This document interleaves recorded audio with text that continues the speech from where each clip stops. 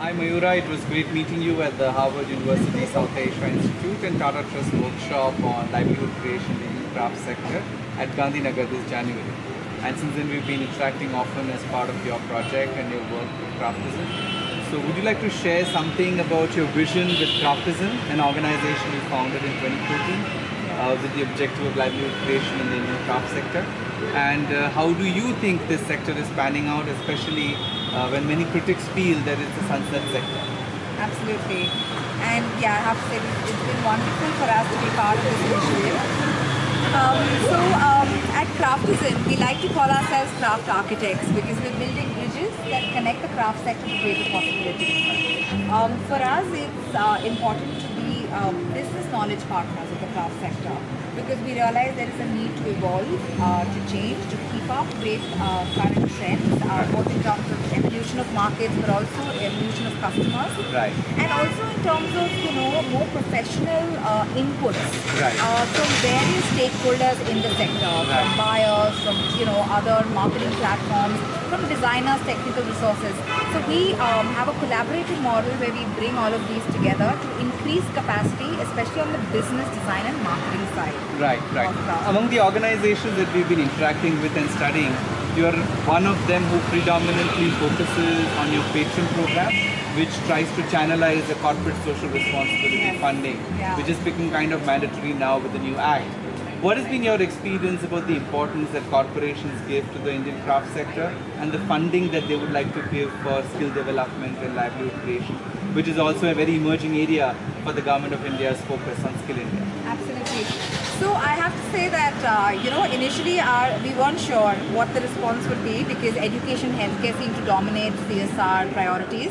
But skill development, community empowerment, women, and gender have been important issues where craft kind of fits very well.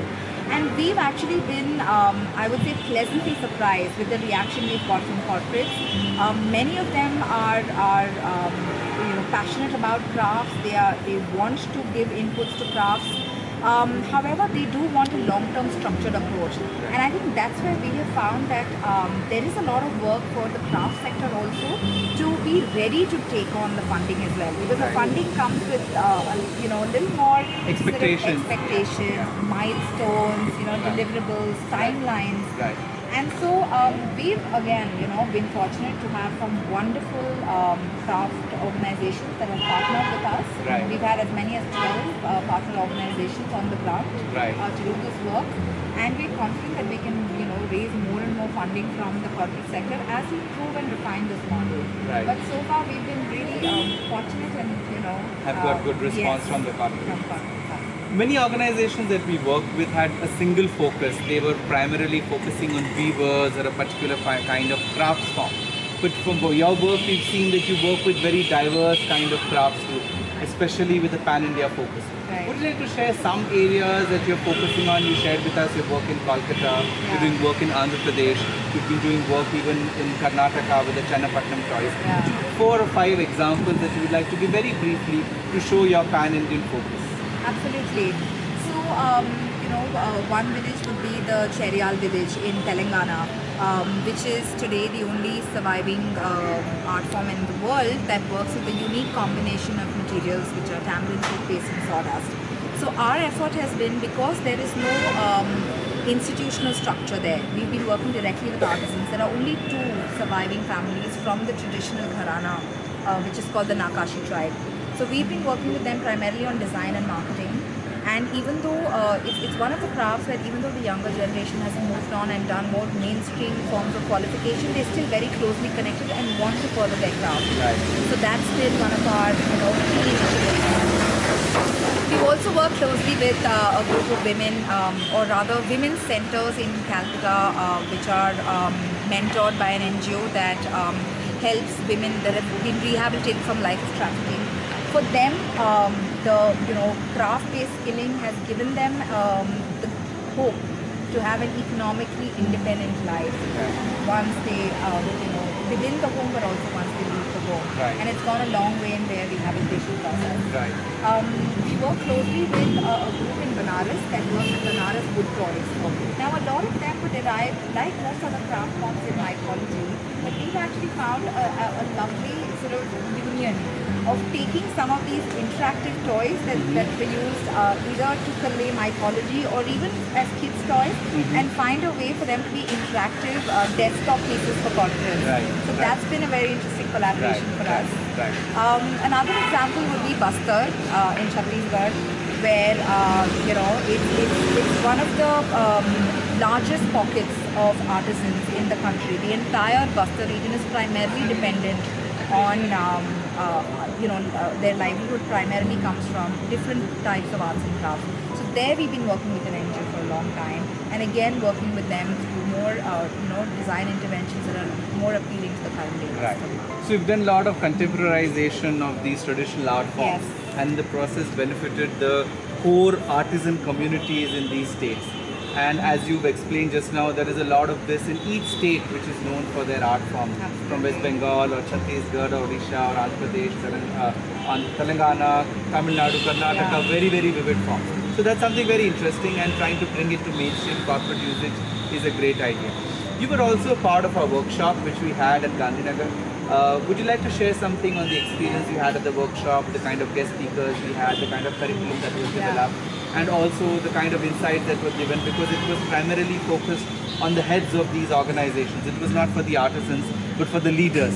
So anything that you felt was really insightful that Harvard South Asia Institute and Tata Trust provided in that workshop? Absolutely. Being in the sort of social development sector, you're used to going to a lot of training programs which are broadly, either for the sector or for social entrepreneurs. But to come to a focused, workshop which is meant for crafts and strictly for craft-based organizations was really insightful. Not just the speakers that were there, and of course Tata Trusts and Harvard South Asia Institute, but also just the interactions with all the other participants. And that in fact has sustained.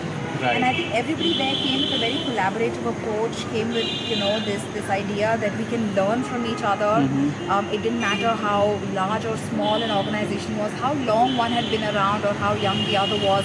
Everybody was definitely there to learn, but also to share and gain from each other's experience. Even today that network has been very valuable. So that was, I would rate it as one of the best workshops I've been to. Okay, that's great. And another important and interesting part is that Craftizen was one among the 6 organizations which got finally shortlisted for the grant, the Harvard South Asia Institute Social Innovation Grant, for which almost 30 organizations had applied. So we were looking for ideas which are unique, which are implementable, and which can have a lot of impact. So what has been your experience with this grant giving, grant using, and the grant outcome process? Actually, firstly, I have to say that just the endorsement, given that it came from such 2 well-known organizations, just the endorsement itself, I think opened up so many avenues for us.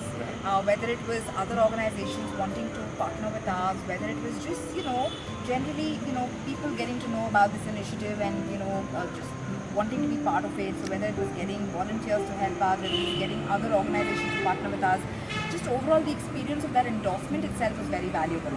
Secondly, this is an idea actually that we had conceptualized sometime last year, and we had pitched it to a couple of places, but while you might really believe in the idea, the minute it comes with mentoring, the minute it comes with a little more of a support structure, I think that's when the idea takes fruition a little easier.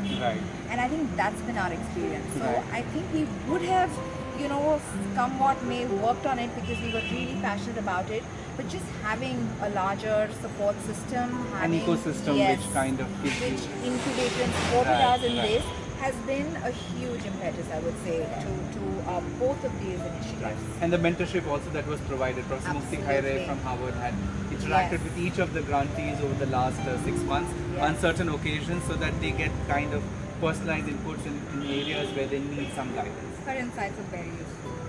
Good, so we are glad that we've been able to make some difference to organizations like Craftizen, and we look forward to having you with us for the final event, and look forward to the Craftizen initiative impacting more and more rural artisans and sustaining the crafts that have been family heritage for them for many, many centuries. Thank you so much. Thank you, Mayura, for your time.